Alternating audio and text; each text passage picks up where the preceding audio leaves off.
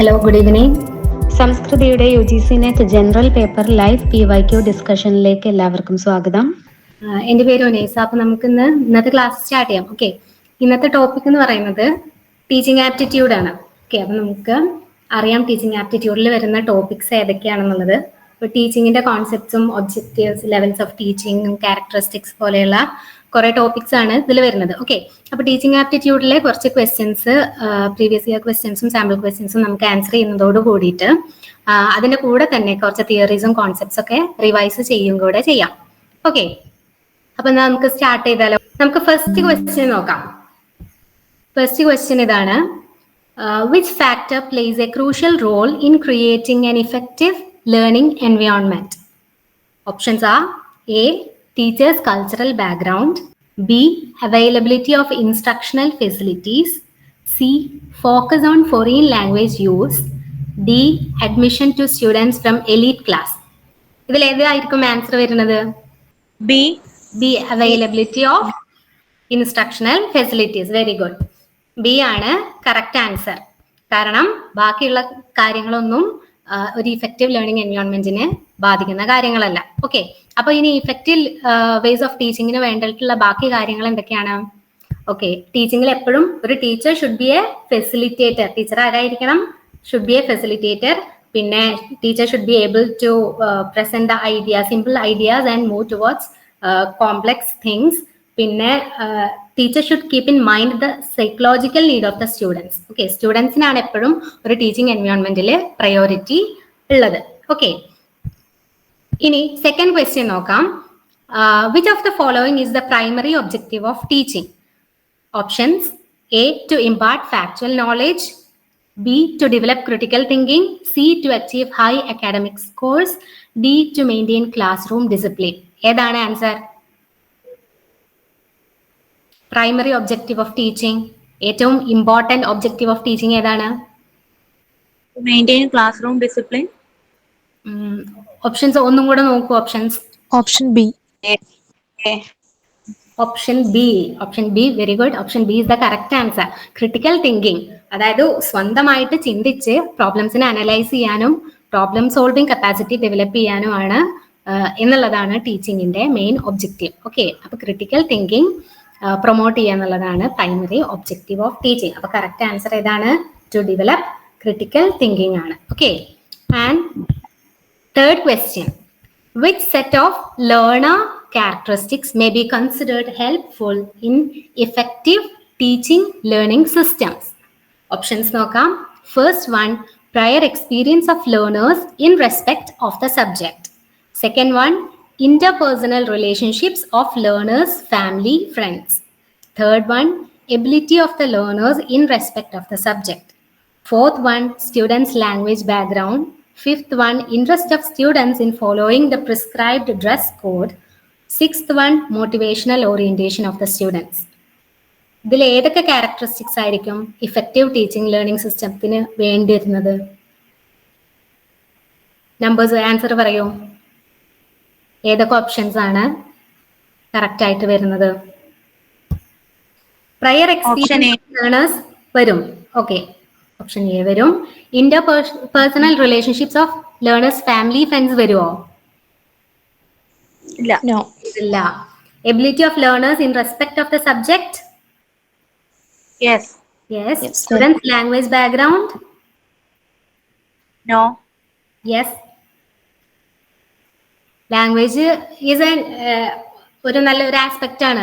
Learning എൻവയോൺമെന്റിനെ enhance ചെയ്യുന്ന ഒരു aspect ആണ് language. Okay, interest of students in following prescribed dress code വരുമോ? ഇല്ല. മോട്ടിവേഷണൽ ഓറിയന്റേഷൻ സ്റ്റുഡൻസ്, അത് വരും. ഓക്കെ, ഇതൊക്കെയാണ് ആൻസർ വരുന്നത്. Prior experience of the learners, ability of learners in respect of the subject, language background and motivational orientation. Okay, clear ആണല്ലോ? എന്തെങ്കിലും doubt ഉണ്ടെങ്കിൽ ചോദിക്കണം. ഓക്കെ, ഇനി കുറച്ച് ലേണേഴ്സ് ക്യാരക്ടറിസ്റ്റിക്സ് ഏതൊക്കെയാണെന്നുള്ളത് നമുക്ക് നോക്കാം. ഓക്കെ, ഓരോ ലേണേഴ്സിനും there will be individual differences among learners. Okay, ഓരോ ലേണേഴ്സും ഡിഫറെന്റ് ആയിരിക്കും. പിന്നെ അതുപോലെ ഓരോ ലേണേഴ്സിന്റെയും ലേണിംഗ് സ്റ്റൈൽ ഡിഫറെന്റ് ആയിരിക്കും. എന്തൊക്കെയാണ് ഡിഫറെന്റ് ലേണിംഗ് സ്റ്റൈൽസ് ഉള്ളത്? ഓഡിറ്ററി ഉണ്ട്, വിഷ്വൽ ഉണ്ട്, കിനസ്തെറ്റിക് ഉണ്ട്. ഓക്കെ, അപ്പൊ നമുക്ക് ഒരു വാർക്ക് എന്ന് പറഞ്ഞ ഒരു ലേണിംഗ് സ്റ്റൈൽ തന്നെ ഉണ്ട്, വാർക്ക്. ഓക്കെ, ഏതാണ്? V for visual, A for auditory അല്ലെങ്കിൽ oral, R for reading and K for kinesthetic. Okay, പിന്നെ എന്തൊക്കെ വരും? ലാംഗ്വേജ്, കൾച്ചറൽ ബാക്ക്ഗ്രൗണ്ട് വരും, ലാംഗ്വേജ് വരും, പ്രയർ എക്സ്പീരിയൻസ്. ഇപ്പൊ നമ്മൾ കഴിഞ്ഞ ക്വസ്റ്റ്യൻസിൽ കണ്ട കാര്യങ്ങളാണ് ഇതെല്ലാം. ഓക്കെ, പിന്നെ ലേണിംഗ് എന്ന് പറയുന്നത്, ലേണിംഗ് ടീച്ചിങ് ആപ്റ്റിറ്റ്യൂഡിലെ ഒരു ഇമ്പോർട്ടന്റ് ആയിട്ടുള്ള ഒരു കോൺസെപ്റ്റ് അല്ലെങ്കിൽ ഒരു വേർഡ് ആണ് കോഗ്നിറ്റീവ് എന്നുള്ളത്. ഓക്കെ, കോഗ്നിറ്റീവ് അത് നമ്മുടെ ബ്രെയിനുമായിട്ട്, ഇന്റലക്ച്വൽ കപ്പാസിറ്റി, ബ്രെയിനിന്റെ ഇന്റലക്ച്വൽ കപ്പാസിറ്റിയുമായിട്ട് റിലേറ്റ് ചെയ്തിട്ടുള്ള ഒരു വേർഡാണ് കോഗ്നിറ്റീവ്. അപ്പൊ ടീച്ചിങ്ങും ലേണിംഗും കോഗ്നിറ്റീവ് ആക്ടിവിറ്റീസ് ആണ്. പിന്നെ അതുപോലെ വേറെ വരുന്ന ഒരു കാര്യം എന്ന് പറയുന്നത് differences between adolescent learners and adult learners.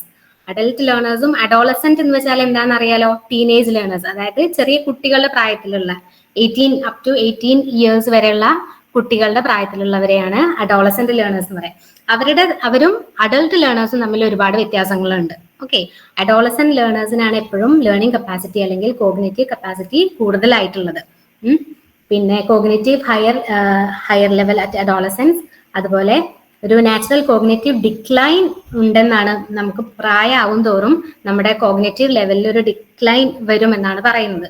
Okay, അപ്പോൾ അങ്ങനെയുള്ള കുറച്ച് ക്യാരക്ടറിസ്റ്റിക്സ് ഒക്കെ, ഇതൊക്കെ സിമ്പിൾ ആയിട്ടുള്ള കാര്യങ്ങളാണ്, നിങ്ങൾ മുന്നേ പഠിച്ചിട്ടുണ്ടാവും. അതുകൊണ്ട് വളരെ ഡീറ്റെയിൽ ആയിട്ടൊന്നും എക്സ്പ്ലെയിൻ ചെയ്യുന്നില്ല. ഈ ഭാഗത്ത് എന്തെങ്കിലും ഡൗട്ട് ഉണ്ടെങ്കിൽ നിങ്ങൾക്ക് ഇപ്പൊ തന്നെ ചോദിക്കാം. ഓക്കെ, അപ്പൊ അതൊക്കെയാണ് ലേണേഴ്സ് ക്യാരക്ടറിസ്റ്റിക്സിൽ വരുന്നത്. പിന്നെ നമുക്ക് നെക്സ്റ്റ് ക്വസ്റ്റ്യൻ നോക്കാം. Okay, which of the following are the factors that affect learning? ഇതിൽ ഏതൊക്കെ ഫാക്ടേഴ്സ് ആണ് ലേണിംഗിനെ അഫക്ട് ചെയ്യുക? മെന്റൽ ഹെൽത്ത് അഫക്ട് ചെയ്യോ? Yes. Yes. Attention? Yes. Yes. Gender affect ചെയ്യോ? ഇല്ല. Readiness to learn? Yes, it will affect. Okay, ഇനി okay, ഒരു ഓപ്ഷനും കൂടെ ഉണ്ട്, ഫെറ്റീഗ് അഫക്ട് ചെയ്യോ ലേണിങ്ങിനെ?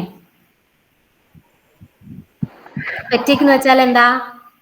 ക്ഷീണം, അല്ലെങ്കിൽ നമ്മുടെ എനർജി ലെവൽ വളരെ ലോ ആയിട്ടുള്ള സിറ്റുവേഷനെയാണ് നമ്മൾ ഫെറ്റീഗ് എന്ന് പറയാം. അപ്പോൾ നമ്മൾ ക്ഷീണിച്ചിരിക്കുകയാണെങ്കിൽ അത് നമ്മുടെ ലേണിങ്ങിനെ ഡെഫിനറ്റ്ലി അഫക്ട് ചെയ്യും. അപ്പൊ ഏതൊക്കെ കാര്യങ്ങളാണ് ലേണിംഗ് അഫക്ട് ചെയ്യുന്ന കാര്യങ്ങൾ? Mental health, attention, readiness and fatigue. Okay, clear ആണല്ലോ? Okay, moving into the fifth question. Moving from abstract to concrete thinking represents which of the following characteristics of an adolescent learner? ഏതാണ് answer? Options: social development, intellectual development, moral development, emotional development. Abstract to thinking. ഒരു abstract ആയിട്ടുള്ള ഐഡിയന്ന് ഒരു concrete ആയിട്ടുള്ള ഒരു concept create ചെയ്യാൻ പറ്റുന്ന കഴിവിനെ എന്ത് ഡെവലപ്മെന്റ് ആയിട്ടാണ് നമ്മൾ കൺസിഡർ ചെയ്യുക? Intellectual development. ഓക്കെ, ഇനി നെക്സ്റ്റ് ക്വസ്റ്റ്യൻ നോക്കാം. In VARK model of learning styles, A stands for. നമ്മൾ തൊട്ട് മുന്നേ കണ്ടു, നമ്മൾ തിയറീസ് കോൺസെപ്റ്റ്സ് നോക്കിയ സമയത്ത്, ലേണിംഗ് സ്റ്റൈൽസ് നോക്കിയ സമയത്ത് കണ്ടു വാർക്ക് സ്റ്റാൻഡ്സ്. അതിൽ എ എന്താണ്? VARK സ്റ്റൈലില് എ എന്താണ്? ഒതന്റിക് ആണോ, ഓഗ്മെന്ററി ആണോ, സ്പീഷ്യസ് ഓർ ഓറൽ? ഏതാണ് ലേണിംഗ് സ്റ്റൈൽസ്? ഒതന്റിക് ആണോ, ഓഗ്മെന്ററി ആണോ? It's oral. Visual. A for oral. ഇത് ORAL ഓറൽ അല്ല. ഈ ഓറൽ എന്ന് പറയുന്നത് ഓഡിറ്ററി റിലേറ്റഡ് ആയിട്ടുള്ള ഓറൽ. ഓഡിറ്ററി മീൻസ് നമ്മുടെ ഹിയറിംഗുമായിട്ട് റിലേറ്റഡ് ആയിട്ടുള്ള oral. And R for reading and K for kinesthetic. നമ്മൾ നേരത്തെ നോക്കിയില്ലേ? കൈനസ്തെറ്റിക് മീൻസ് ഫിസിക്കൽ മൂവ്മെന്റ്, അതായത് ടാഞ്ചിബിൾ ആയിട്ടുള്ള, നമുക്ക് തൊട്ടിട്ട് ഒരു കാര്യം പഠിക്കുക, ഫിസിക്കൽ മൂവ്മെന്റിലൂടെ ഒരു റോൾ പ്ലേ ചെയ്ത് പഠിക്കുക, അങ്ങനെയുള്ളതിനെയൊക്കെയാണ് കൈനസ്തെറ്റിക് ആയിട്ടുള്ള ലേണിംഗ് സ്റ്റൈൽ എന്ന് പറയാം. ഓക്കെ, അപ്പൊ വാർക്ക് മോഡലിൽ വരുന്ന ഓരോ കാര്യങ്ങളും ഒന്ന് നോട്ട് ചെയ്ത് വെക്കാം. ഓക്കെ, അപ്പൊ വിഷ്വൽ ആണ്. വിഷ്വലിൽ എന്തൊക്കെ വരും? പിക്ചേഴ്സ് വരും, മൂവീസ് വരും, ഡയഗ്രാംസ് വരും. A for oral. ഓറലിൽ മ്യൂസിക്, ഡിസ്കഷൻസ്, ലെക്ചേഴ്സ്, ക്ലാസ്സസ് ഒക്കെയാണ് വരിക. R ഫോർ റീഡിംഗ് ആണ്. ഏതൊക്കെ? ടെക്സ്റ്റ് ബുക്കും നോട്ട്ബുക്കും ഒക്കെയാണ് ടെക്സ്റ്റ് ബുക്സിനെയും നോട്ട്ബുക്കിനെയും നമ്മൾ ആശ്രയിച്ചിട്ട് പഠിക്കുന്ന ഒരു ലേണിംഗ് സ്റ്റൈലിനെയാണ് R കൊണ്ട് ഉദ്ദേശിക്കുന്നത്. K ഫോർ കിനസ്തെറ്റിക് എന്താണ്? Movements, experiments, role play, dance പോലെയുള്ള കാര്യങ്ങളൊക്കെയാണ് കെയിൽ വരുന്നത്, കിനസ്തെറ്റിക്കിൽ വരുന്നത്. ഓക്കെ, അപ്പൊ അടുത്ത ക്വസ്റ്റ്യൻ നോക്കാം. 7th question. A trained teacher will help students to inculcate the attitude of what? Option A, surface memorization. Option B, immediate recall. Option C, critical reasoning. Option D, passive learning. ഏതാണ് correct answer? Critical reasoning. Critical reasoning is the right answer. Very good. And next one. Next questions നോക്കാം. Arrange the following levels of teaching in ascending order. Reflective level, understanding level, memory level. 3 levels of teaching നിങ്ങൾ പഠിച്ചിട്ടുണ്ടാവുമല്ലോ മുന്നേ. Are you aware of these concepts? Option B. Okay, option B. Ascending order. Option B. Okay. അതിൽ ഏതാണ് അപ്പൊ ആദ്യം വരുന്നത്? Memory level, then understanding level, reflective level. Okay, നമ്മളിങ്ങനെ ഒരു triangle കാണിക്കുകയാണെങ്കിൽ memory ലെവലാണ് ഏറ്റവും മുകളിൽ വരുന്നത്, അതായത് ചെറിയ ഭാഗം. അണ്ടർസ്റ്റാൻഡിംഗ് ലെവലാണ് രണ്ടാമത്തേത് വരുന്നത്. പിന്നെ റിഫ്ലെക്റ്റീവ് ലെവലാണ് ഹയസ്റ്റ് ഫോം. ഓക്കെ, ഇനി ഈ ലെവൽസ് ഓഫ് ടീച്ചിങ്ങിനെ കുറിച്ചിട്ട് നോക്കുകയാണെന്നുണ്ടെങ്കിൽ മെമ്മറി ലെവലാണ് first level. It was proposed by theorist known called Herbart. And retention and reproduction എന്നുള്ള ഈ വേർഡ്സ് മെമ്മറി ലെവലിനെ സംബന്ധിച്ചിടത്തോളം വളരെ ഇമ്പോർട്ടന്റ് ആയിട്ടുള്ള 2 വേർഡ്സ് ആണ്. റിറ്റൻഷൻ ലെവൽ എന്നുള്ളതൊക്കെ ഉദ്ദേശിക്കുന്നത് മെമ്മറി ലെവലിനെയാണ്. ഓക്കെ, അതുപോലെ surface level style of learning ആണ് മെമ്മറി ലെവലിൽ വരുന്നത്. ഇനി അണ്ടർസ്റ്റാൻഡിംഗ് ലെവലിലോട്ട് വരികയാണെന്നുണ്ടെങ്കിൽ the theory was proposed by Morrison. Understanding ലെവലിൽ വരുന്നത് ഇന്റലക്ച്വൽ മാസ്റ്ററി ഓഫ് ടോപ്പിക്, മെമ്മറിയും ഇൻസൈറ്റും, അതായത് അതിന്റെ തൊട്ട് മുന്നേ ഉള്ള ലെവലും ഇൻസൈറ്റും കൂടെ ജോയിൻ ചെയ്തിട്ടുള്ളതാണ് അണ്ടർസ്റ്റാൻഡിംഗ് ലെവലിൽ വരുന്നത്. മെമ്മറി ലെവലിൽ സർഫേസ് സ്റ്റൈൽ ലേണിംഗ് എന്താണ്? സർഫേസ് സ്റ്റൈൽ ലേണിംഗ് എന്നുള്ളത് നമ്മൾ വളരെ മുകളിലെ ഭാഗം, ഒരു ടിപ്പിക്കൽ ഐസ്ബർഗ് എന്ന് പറയുന്ന പോലെ വളരെ ഡീപ്പായിട്ടുള്ള കോൺസെപ്റ്റ്സിലൊന്നും പോവാതെ നമ്മൾ റോട്ട് ലേണിംഗ് എന്ന് പറയും. റോട്ട് ലേണിംഗ് അതായത് ജസ്റ്റ് വായിച്ചും ബൈഹാർട്ട് ചെയ്യാം. അതുകൊണ്ട് അത് മാത്രമാണ് മെമ്മറി ലെവലിൽ നമ്മൾ ഉദ്ദേശിക്കുന്നത്. ആ കോൺസെപ്റ്റിന്റെ മീനിങ്ങിലോട്ടോ അല്ലെങ്കിൽ അതിന്റെ ആഴങ്ങളിലോട്ടോ കൂടുതലായിട്ട് മനസ്സിലാക്കാതെ ആ ഒരു കോൺസെപ്റ്റ് അല്ലെങ്കിൽ ഒരു ഡെഫിനിഷൻ നമ്മൾ ബൈഹാർട്ട് പഠിച്ചു വെക്കുന്നതിനാണ് മെമ്മറി ലെവൽ ലേണിംഗ് അല്ലെങ്കിൽ സർഫസ് സ്റ്റൈൽ ലേണിംഗ് എന്ന് പറയുന്നത്. ഓക്കെ, ക്ലിയർ ആണോ? ഓക്കെ.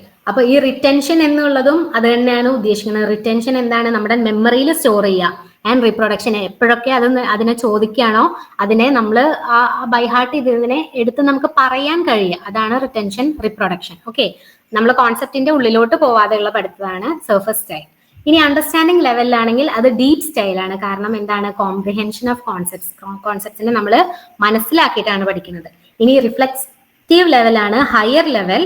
കാരണം അതിൽ റീസണിങ്ങും ലോജിക്കും ഇമാജിനേഷനും വരുന്നുണ്ട്. ഓക്കെ, ക്ലിയർ ആണല്ലോ? ഇനി നെക്സ്റ്റ് ക്വസ്റ്റ്യനിലോട്ട് പോവാം. Okay, 9th question. Which of the following is not a characteristic model of teaching?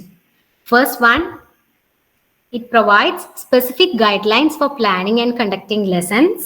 Second one, it focuses solely on the content to be taught. Third option, it describes the environment and methods for achieving specific learning outcomes. And last option, it includes a theoretical foundation and practical strategies. ഇതിൽ ഏതാണ്? Not a characteristic. B. Option B. Very good. Correct ആണ്. Answer option B ആണ്. Okay. ഇനി models of teaching. കഴിഞ്ഞ question model of ടീച്ചിങ്ങിനെ കുറിച്ചിട്ടായിരുന്നു. അപ്പൊ models of ടീച്ചിങ്ങിനെ കുറിച്ച് നമുക്ക് ഒന്ന് റിവൈസ് ചെയ്യാം. ഏതൊക്കെയാണ് ഡിഫറെന്റ് മോഡൽസ് ഓഫ് ടീച്ചിങ് എന്നുള്ളത്. ഫസ്റ്റ് വൺ പെഡഗോജിക്കൽ മോഡലാണ്. അത് ടീച്ചർ സെൻട്രിക് അപ്രോച്ച് ആണ്. ടീച്ചറാണ് അതിലെ ഒരു അതോറിറ്റി ഫിഗർ പോലെ ഉള്ളത്.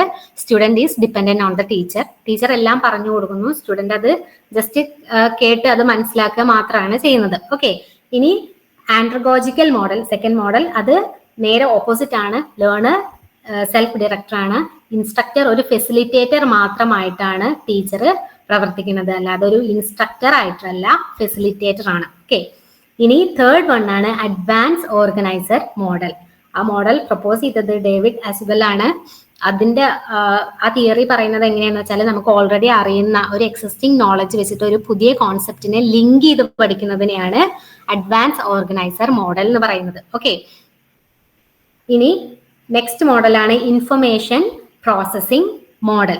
ഇൻഫർമേഷൻ പ്രോസസ്സിംഗ് മോഡലിൽ മെമ്മറിയും തിങ്കിങ്ങും പ്രോബ്ലം സോൾവിങ്ങും എല്ലാം വരുന്നുണ്ട്. കാരണം നമുക്കൊരു മെറ്റീരിയൽ തരികയാണെന്നുണ്ടെങ്കിൽ അതിനെ നമ്മുടെ 3 ലെവൽ ഓഫ് ലേണിങ്ങും അപ്ലൈ ചെയ്തുകൊണ്ടാണ് നമ്മൾ ഇൻഫർമേഷൻ പ്രോസസ്സിംഗ് മോഡലിൽ വർക്ക് ചെയ്യുന്നത്. ഇനി next one social interaction model. Social ഇന്ററാക്ഷനിൽ നമ്മൾ കൊളാബറേഷൻ, സോഷ്യൽ എൻഗേജ്മെന്റ്സ്, ബാക്കിയുള്ളവരുമായിട്ട് ഇടപഴകിയിട്ട് നമ്മൾ ടീച്ച് ചെയ്യുന്ന ഒരു മെത്തേഡാണ് എന്ത് സോഷ്യൽ ഇന്ററാക്ഷൻ മോഡൽ എന്ന് പറയുന്നത്. ഓക്കെ, ഇത് ഇനി കൂടുതൽ എക്സ്പ്ലെയിൻ ചെയ്യേണ്ട കാര്യമില്ലല്ലോ, നിങ്ങൾ മുന്നേ പഠിച്ചിട്ടുള്ള കാര്യങ്ങൾ തന്നെയല്ലേ ഇത്. ഇനി നെക്സ്റ്റ് വൺ ലാസ്റ്റ് മോഡലാണ് behavioural model. Okay, behavioural model നമ്മുടെ ബിഹേവിയറിസം, സൈക്കോ അനാലിസിസിന്റെ കോൺസെപ്റ്റ് ആയിട്ടുള്ള ബിഹേവിയറിസം വെച്ചിട്ടുള്ളതാണ്. അത് ഒരു ഒബ്സർവബിൾ മെഷറബിൾ ഔട്ട്കം, നമ്മൾ ഈ ഫിക്സ്ഡ് ഒരു ഔട്ട്കം ഫിക്സ് ചെയ്തിട്ടുണ്ടാവും. ആ ഔട്ട്കം അറ്റൈൻ ചെയ്യാൻ വേണ്ടിയിട്ട് ഏതൊക്കെ തരത്തിൽ നമ്മൾ പഠിപ്പിക്കാൻ പറ്റുമോ അതെല്ലാം ഉപയോഗിച്ച് പഠിപ്പിക്കുന്ന രീതിയാണ് ബിഹേവിയറൽ മോഡൽ. ഓക്കെ, ഇനി നെക്സ്റ്റ് ക്വസ്റ്റ്യനിലോട്ട് പോവാം. What is the driving force for students' commitment, engagement, persistence in self-directed learning? Option fixation, motivation, metacognition and assessment. ഇതിൽ ഏതാണ് correct answer? Driving force for self-directed learning. Motivation. Very good. Self directed ലേണിംഗിൽ student ലേണിംഗിൽ ഏറ്റവും important ആയിട്ടുള്ള കാര്യമാണ് motivation. Okay, ഈ motivation എന്തിനാ? Self directed ലേണിംഗിന് ഒരു പ്രോസസ് ഉണ്ട്. അതിലെന്താണ്? ഫസ്റ്റ് വൺ ഗോൾ സെറ്റിംഗ് ആണ്, പിന്നെ ഔട്ട്ലൈനിങ് ഓഫ് ദ അസസ്മെന്റ് വരുന്നുണ്ട്, ഇനി ഒരു സ്റ്റഡി സ്ട്രക്ചർ ക്രിയേറ്റ് ചെയ്യേണ്ടതുണ്ട്, സീക്വൻസ് ഓഫ് ആക്ടിവിറ്റീസ്, അതുപോലെ റിസോഴ്സസ് ഫൈൻഡ് ചെയ്യണം. അപ്പോൾ ഇതിനെല്ലാം വരുന്നൊരു കാര്യം, ഇതിനെല്ലാം നമുക്ക് കറക്റ്റ് സമയത്ത് ചെയ്യണം എന്നുണ്ടെങ്കിൽ മോട്ടിവേഷൻ ആണ് ഇതിന്റെ എല്ലാം ഡ്രൈവിംഗ് ഫോഴ്സ് ആയിട്ട് വരണത്.